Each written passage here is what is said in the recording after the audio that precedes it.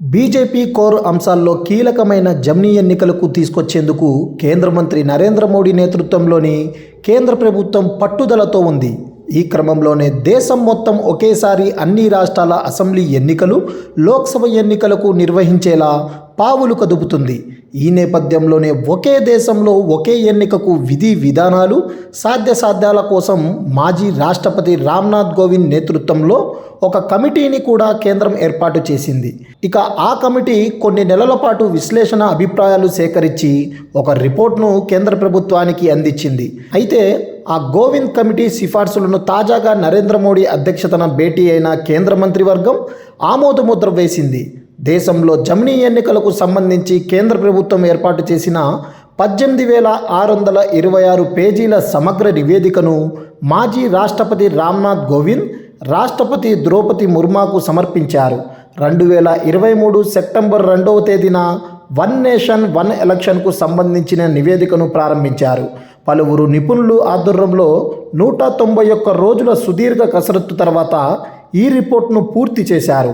ఇందులో భాగంగా మొదటి దశలో దేశవ్యాప్తంగా అన్ని రాష్ట్రాలకు అసెంబ్లీలకు, లోక్సభకు ఒకేసారి ఎన్నికలు నిర్వహించాలని, ఆ తర్వాత 100 రోజుల్లో రెండో దశ స్థానిక సంస్థల ఎన్నికలు పూర్తి చేయాలని గోవింద్ కమిటీ సిఫార్సు చేసింది.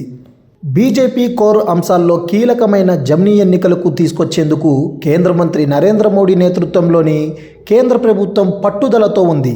ఈ క్రమంలోనే దేశం మొత్తం ఒకేసారి అన్ని రాష్ట్రాల అసెంబ్లీ ఎన్నికలు, లోక్సభ ఎన్నికలకు నిర్వహించేలా పావులు కదుపుతుంది. ఈ నేపథ్యంలోనే ఒకే దేశంలో ఒకే ఎన్నికకు విధి విధానాలు, సాధ్యాల కోసం మాజీ రాష్ట్రపతి రామ్నాథ్ కోవింద్ నేతృత్వంలో ఒక కమిటీని కూడా కేంద్రం ఏర్పాటు చేసింది. ఇక ఆ కమిటీ కొన్ని నెలల పాటు విశ్లేషణ, అభిప్రాయాలు సేకరించి ఒక రిపోర్ట్ను కేంద్ర ప్రభుత్వానికి అందించింది. అయితే ఆ గోవింద్ కమిటీ సిఫార్సులను తాజాగా నరేంద్ర మోడీ అధ్యక్షతన భేటీ అయిన కేంద్ర మంత్రివర్గం ఆమోదముద్ర వేసింది.